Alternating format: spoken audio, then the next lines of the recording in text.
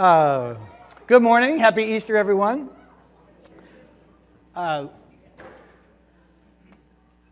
Sad but true, this is going to be our last journey through our trip to Israel. Many of you have told me you really enjoyed them, and I've really enjoyed sharing them with you. There's a whole lot more that I haven't shared with you because it's a lot. But anyway, I mentioned that I was going to have a sign-up sheet for you. If you're interested in being there when I have Sandy come and tell us all about what an Israel trip will look like, you do not have to sign up. There's no obligation. If you go and listen to what she says we're going to be doing and what it'll look like, there's no obligation at all. I just want to make that clear. Signing up here is not committing to anything. But anyway, I'm just going to throw this around here, and if anybody wants to sign up on that, you guys can do that while I'm talking.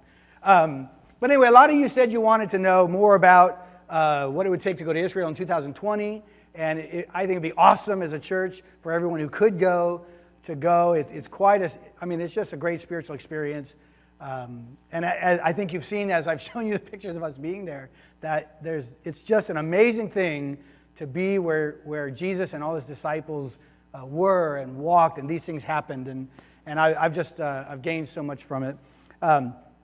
So this is the last one of that series, and then we'll start a new series next week. And this one is based on the Passion narrative, based on the story of Easter, and but where does the Easter story start? That's a really good question, right? I mean, Easter is like, it's about the resurrection. Well, it is. That's great. The Easter story is resurrection. But you say, well, it's also about the death and resurrection, the crucifixion and the resurrection. That's the Easter story. And it is. We could go back to the garden. That's part of this Passion narrative. We could go back to the Triumphal Entry. Why is Jesus going into Jerusalem? We could go back to the day a Son of God was born into the world. Right? To bring good news and glad tidings that will be for all people. That's what he came to do, right? We could go back to when God told Abraham, through your seed all nations are going to be blessed. We could go back to when God told Eve, it basically your seed is going to crush that devil's head, basically, right? Or we could go all the way back to before the beginning when God first decided to create humanity, create a humanity with free will, with the ability to choose no. And knowing, and the Bible talks about from the foundation of the world, it's already, I understood that Jesus was crucified. He would die. So where does the Easter story begin? It begins in the initiative of God, who just so loved us. He wanted to communicate that love. He knew that as a whole we would not choose him. He knew that he was going to demonstrate that love for us from the beginning. But we don't have time to start from the beginning, and I don't have pictures from the beginning. So we're going to start further on in the process. We're going to start just thinking about the triumphal entry. As Jesus was coming into Jerusalem, and of course we know he was riding on a donkey, which was a symbol of peace. He wasn't coming to conquer them, but though he was coming to conquer, but he was coming to conquer the other gods. He was coming to conquer sin and death. He was coming to conquer, but to win their hearts, not to conquer them. But I didn't see anybody going up into Jerusalem on a donkey. So I couldn't get any pictures of that. I did get a picture, though, of this. Will you just kill this front light? And then, and maybe we'll see how it is. But I did get a picture of this right here. Let's see if I can get it to play.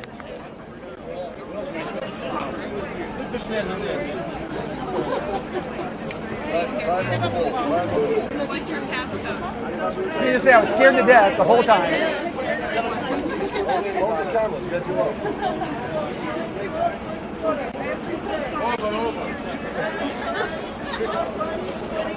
Hold the light.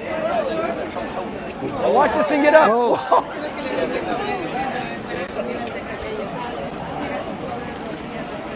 Watch the bus, watch the bus. Watch the bus.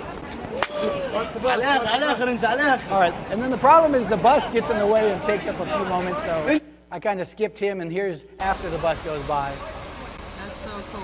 And there she is riding a camel.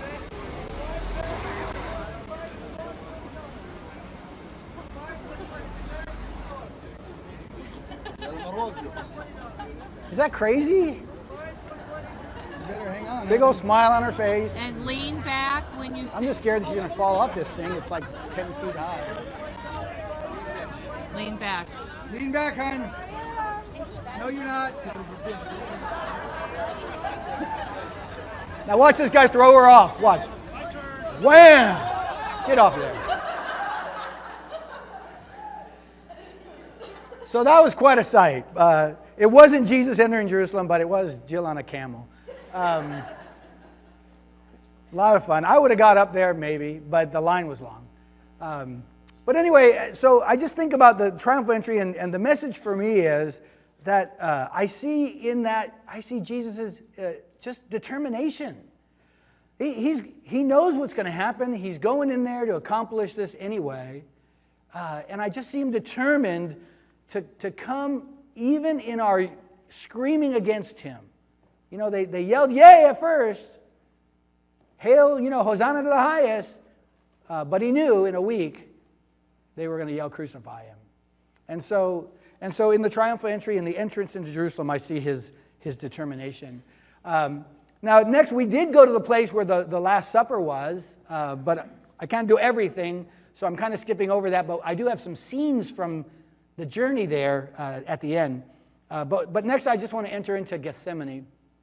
This was my favorite place of the entire journey, although people kept asking me that and asking Jill, and we have many favorites. It was just an amazing trip. But Gethsemane was my favorite because these are olive trees. And the one in the middle there that you're looking at is over 2,000 years old. So that means that olive tree was there when? It was there. Jesus was near that olive tree.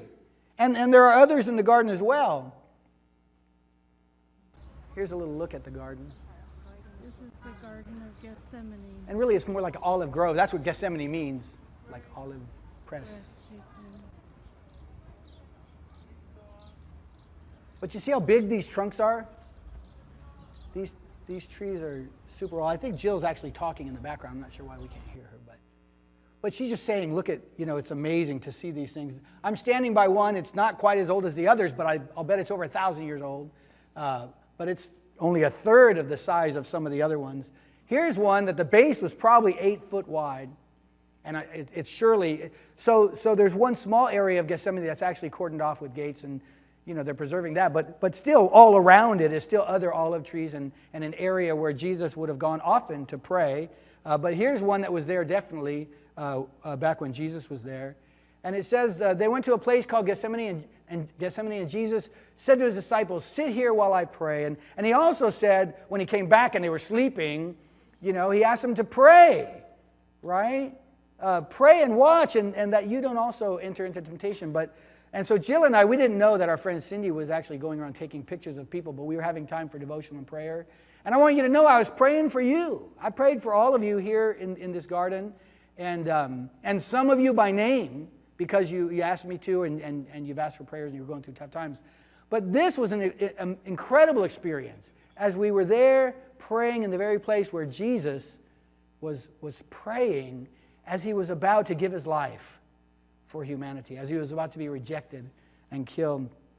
And so in this scene, I see the mystery of Jesus, of his incarnation, of his being, because he's clearly expressing human emotions. He doesn't want to do this. You know that, right? Everybody know that? He doesn't want to do it. What's he praying? God, if you're okay with it, I'd really rather pass, right? I'm going to take a hard pass on this one, we say right now. But he's like, if it's your will, let this cup pass from me. I don't want to go through this. Who would? He's barely over 30 years old. He hasn't had time to have a family and live life and have grandchildren. He's a young man. And all these people that he's loved and he's done so much for. And how much more could he do if he stayed? It's not time to go. I don't want to go. And he's praying and so passionately that his sweat is like drops of blood, huge sweat just falling from him. Well, that's humanity in him. I mean, right? Some of us wouldn't even be praying there. We'd take off. Sorry, God, I can't go through it. But here's Jesus in his humanity saying, I don't want to go through this. But I also see his deity because nothing's happened. He just had dinner with his friends. Right? Am I getting this right? He's in the garden praying, but nothing's happened. So why is he going through all this passion? Because he knows. He's been telling them for months at least. Way back in Luke 9, it says, and Jesus resolutely set his face to Jerusalem. And that's it. And everything from then on was toward Jerusalem and toward that last week of his life and then toward his crucifixion and his resurrection. And the whole time he was telling his disciples on many occasions, let me tell you what's going to happen. They didn't understand. They didn't know what he was saying. But he's like, I'm going to go there. They're going to reject me. They're going to kill me. And even talked about, and if I am lifted up, and we're told he's talking about the way he's going to die, he knew all this. Well, to me, that's his deity. That's his connection with the divine, that he somehow knows what's going to happen, and yet here he is putting himself there. Anyway, so as I'm sitting there in the garden, and as I think about my time there, I'm struck by this mystery, because I don't know how you can be 100% of two. Like, you can't be 100% solid and 100% liquid. Like, two things that are of the same genre, right? Two natures. But this is Jesus. He's fully human and fully divine. That's the way the church talk about him, because that's what the scriptures say. And it's a mystery. If anybody thinks that's logical, it's logical. I don't think it is. I don't think, if you think about it, you're going to say that's logical. It's a mystery that Jesus is somehow the Son of God and the Son of Man. It's a mystery. But I see it there in the garden. And from the garden, we know that Judas came and did what? Yeah, he said, hey, the one I kiss is the guy you're looking for. It's going to be dark. The street lights aren't on, right? So it's going to be dark, but he knows, and so he goes up to Jesus. And then they lead him here. At the base of this hill is actually the bottom of the Kidron Valley, and just a short way across it is the bottom of Mount Scopus, which we know as Mount Olivet, and the base of that is where Gethsemane is. And so you could actually see it looking down from here, but not in this picture because of the lighting. But this is the path. This is the very path. When they took Jesus, that mob took Jesus, they took him up this path to Caiaphas' house. This is the way they went. And Jill and I, we took off our shoes. We wanted to walk barefoot on the path where Jesus walked. And as I thought about it, I have to admit, I can't say that 100%. I mean, I'd like to be able to. But where did this path lead? Humiliation for God's glory. Death for God's glory. Suffering for God's glory. I can't honestly say I'm looking for that. But to the extent my heart will allow me, I do want to walk in the footsteps of Jesus. To the extent I'm able, I do want to. But I know when I say that, it's a lot harder to do than to say. I just want to make that clear. Can I get an amen there? Because we want to, but we know when we say it, we know where he was going. And it's easy to say it, but I don't believe we really want to be where he's at right here. So God help us in our faith if we have to go through this. But Jill and I really found it felt right to walk where Jesus walked. This is the site of Caiaphas' house. It's right near here where I just showed you the steps, just to the off to your left. It's right here. This is not Caiaphas' house. This is a church built on the site. The church is called St. Peter's Church in Gallicantu.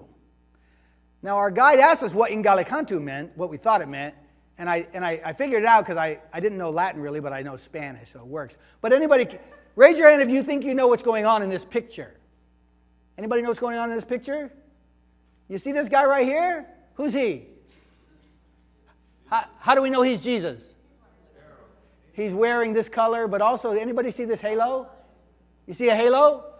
And here's this guy, Jesus, and he's pointing a finger at this guy in the red who's saying, what? Not me. Right? So, well, we might think that's Judas, because in the Last Supper, Jesus said, hey, when are you going to betray me? And everybody's like, no, not me. But there's a little more clues going on here. Jesus' other hand is doing what? Holding up 3 fingers. And then there's this little guy. Anybody see him? So what's this story? Jesus saying, Peter, you're going to deny me. And gali, what's gallo? Chicken. And what's cantar? To sing. So this is the church of chicken singing. That's what I told the guide. But I was like, yeah, you know, the rooster crowing, right? It's a church in recognition that happened right here. Now, if you'll kill the lights again, I want you to hear something. When we got to Jerusalem, of course, still, you know, when you travel across the world halfway, your sleep schedule gets way off. Anybody notice that? Some of you are going, yeah. Oh my goodness. And it was worse coming back, but still going there was my first experience with that. And so I was up at 3 a.m., you know, wandering around like, what else is there to do? But I went outside and I wanted to be out there at 5 when the city awoke, and I wanted to hear some of the sounds. So give me a little volume, and there's not much to see here because it's dark outside and I think I was on my phone. But at least listen, and here's the sounds I heard. And my expectation was I wanted to hear some of the calls to worship. It was a Sunday morning. And so you'll barely hear it, but you'll hear it. But you'll hear something else too. Oh.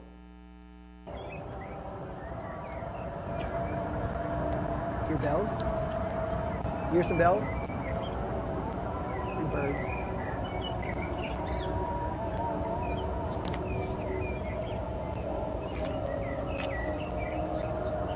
There's a moan, there's a chant in there. I don't know if you can hear it.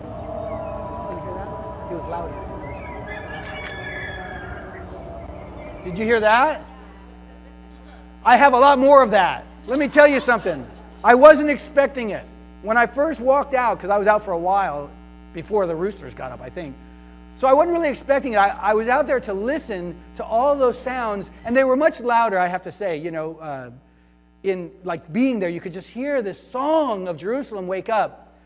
But then I heard, and it was so loud. I don't know where that guy was, but there was a lot of them. They were everywhere, and it was so loud. And I heard several in a row. And guess what I'm thinking? I couldn't help it. I couldn't help that. My whole mind went to that time Peter went to Jerusalem with Jesus, and everything seemed to go bad. And Peter's like, "Not me. I'm never going to deny you." And then here he is. This whole statue thing is right outside that church that I showed you. And here's Peter with some servant girls and a guard. And what's he doing? At the bottom, I don't know, you can't probably read it down here, but it says, Nun Novi Ilum. And he says, I don't know him. I don't know him. And what's going on up here? Yeah. And so this whole scene is depicted and immortalized right there for people to recognize it happened right here. And so when I think about this scene, when I think about this church and what's going on with Peter, I want to say it reminds me, you know, you could say it reminds me of forgiveness, right? Because we know what happens at the Sea of Galilee and all that. And that's true. But really I want to say it reminds me of my need for Jesus. Because right there in that moment, Peter's denying him. And I know that there are ways, many ways or few ways, but there are ways that you and I deny that we know him at some point in our lives. You know what I mean? And so right in this moment, it just says to me, oh, how I need Jesus. In this very scene. Inside the church, it's beautiful artwork everywhere. But the most amazing part of it is below it. Below this church, where Caiaphas' house had sat. Well, probably on this actual location, but below the church, there's what's called the sacred pit or dungeon. And inside the church, there's this glass covering. And here's a pit. Guess what this pit is for? You could probably see benches down in there. Now it's a place for devotionals and to talk. It didn't used to be. There's one way in. Guess what? That was it. And how'd you get in there? They lowered you with a rope. And how'd you get out? They had to pull you out by a rope. And so this is where they would have put Jesus. And early on, just a few centuries after the time of Christ, Byzantine crosses were put in here because they recognized this would be the site where they held Jesus in this tank, in this cistern. They put him down in there while they weren't beating him or talking to him. And this, when I think about it, it strikes to me as the meekness of Jesus, because surely the guy who could heal a man who was born blind, surely he could take away the eyes of those who were trying to put him down in this pit. You think? If he had the power to heal a man's withered hand, could he not have withered the hands that tried to tie him with the ropes? He could heal a man who laid there 38 years lame. If he could heal that guy, if he had the power to restructure that guy to make him well, certainly he had the power to make somebody's body lame. But he doesn't. So he's not weak. They put him in this pit. He's not weak, but he's meek. He's allowing this chain of events to continue because of God's greater glory. He's restraining his power. And so I see the meekness of Jesus. And of course, a mock trial at midnight, sort of like on the old westerns or something, you know. People making decisions without real authority, and he's convicted. And so then he's on the road, the Via Dolorosa. There are 14 stations lined out on the Via Dolorosa. The 8th station here is one that we got a picture of. The lists are confusing. They confuse 8 and 9. They're not sure. But this is either the place where Jesus stumbled and they compelled Simon to carry his cross, or it's the place where the women were crying and he says, "Women of Jerusalem, don't weep for me, but weep for yourselves." One of those. But either way, there are these 14 stations lined out along this Via Dolorosa, these roads going through the Old City. And the Old City, this is a street. I mean, I haven't traveled a lot in my life. You know, before going to Israel, basically I've been like forays into Mexico, and in the Air Force I went to Canada a couple times, but never anywhere else. So streets don't look like this to me, right, except on movies. But these are the streets. Is that one too dark to see, or can you see? It's just these narrow pathways and seemingly covered. These are the streets of the Old City, Jerusalem. And then here Jill had a little video. This is the street we're taking you through the city. As you can see, it's all underground. There are holes up in the ceiling.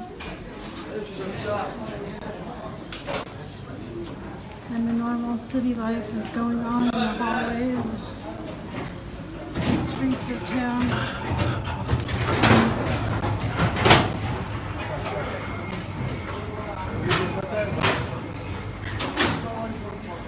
Only shows us this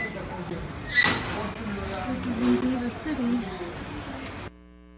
So there we are, just walking up, and everybody's just, they're still living, they're doing their thing, they have their little stores out there, and people are buying and selling, and these are the streets of the city of Jerusalem as we're walking up this road that Jesus walked up. Now, the truth is, Jesus didn't actually walk on this road, he walked about 10 feet down. Because this whole city was destroyed, and they just built right on top. And so each place where something happened, it really happened like 10 feet down from that place, in most of it. This is the praetorium where they think that maybe Pilate held Jesus. I think that's what they thought about that. But it all heads toward the Church of the Holy Sepulchre. And you go in there and it's all so ornate. Everything's just amazing. But really it's not the ornate stuff that gets us, at least Jill and I. There was a slab on the ground where they believe this was a site where they actually laid Jesus down to nail him to the cross. I don't know if that's the place, but that was the one venerated for that. And just to think about that in that moment was, it was moving. There's a place where you couldn't take pictures, but you go inside this little area where they believe the tomb was, and you could go in there, but they wouldn't allow us to take pictures inside there.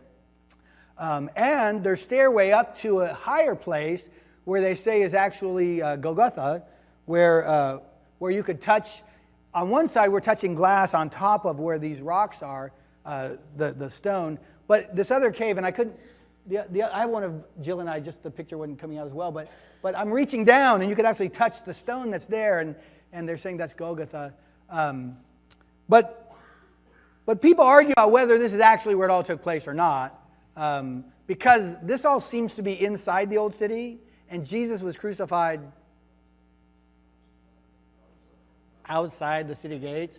So some people argue about where the walls are, but where they say the first wall would be, well, the temple's kind of halfway out of that, and I don't know, it doesn't make sense, but anyway, this is where the Church of the Holy Sepulchre is. It seems to be right in the heart of the city.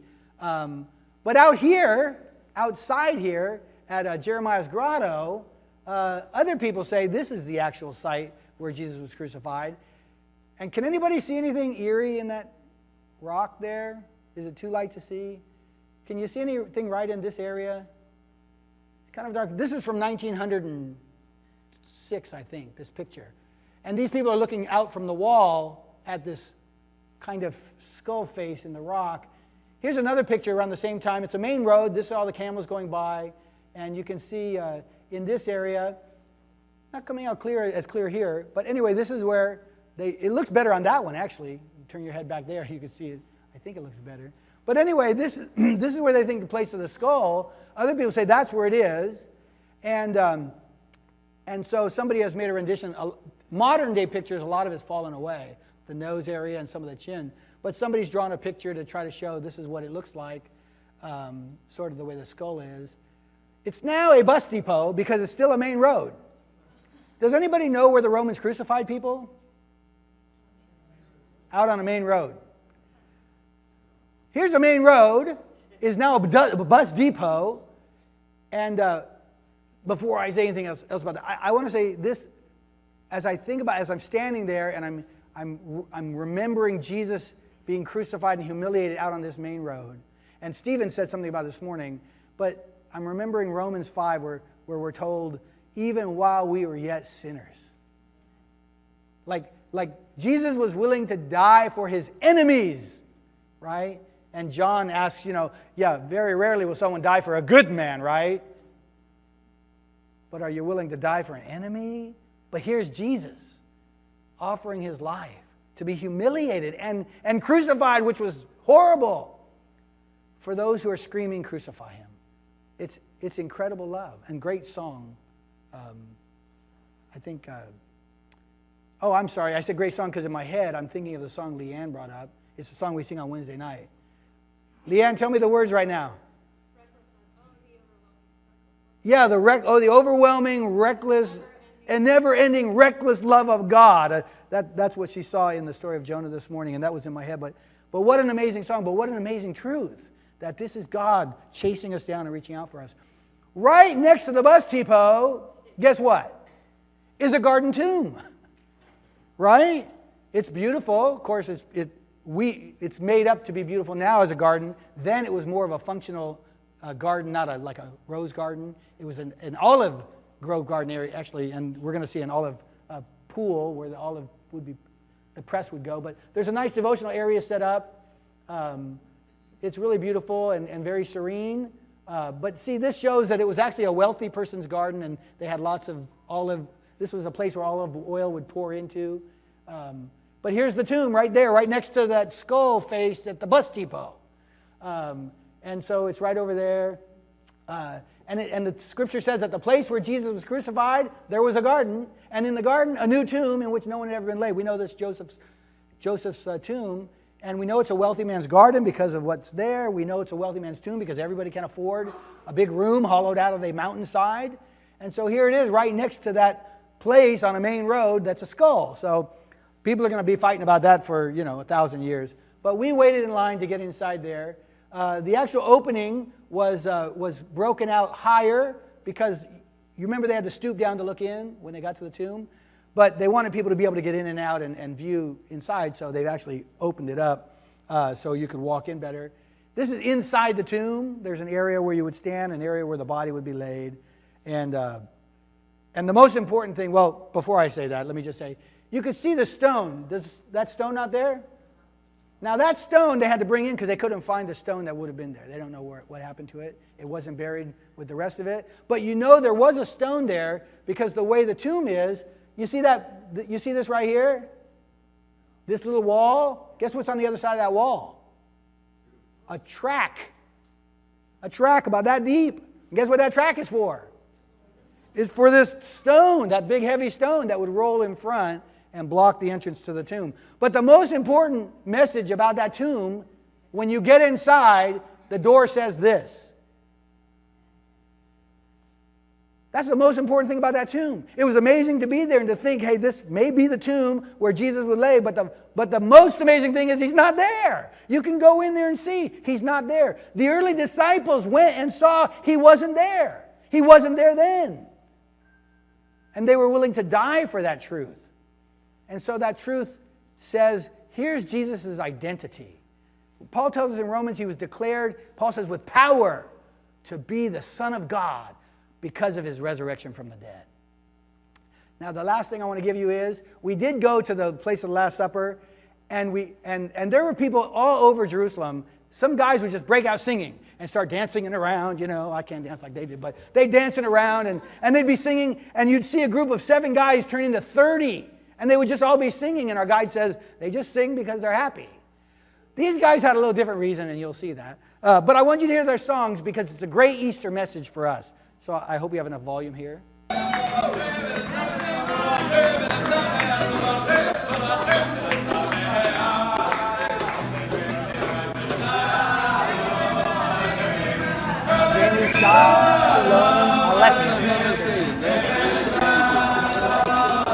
Now you can see why they're singing right here. And see what dancing does different.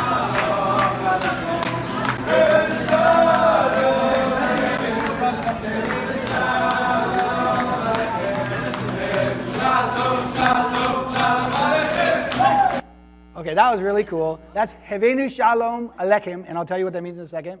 And then one more. You've heard this song probably. Everybody sing.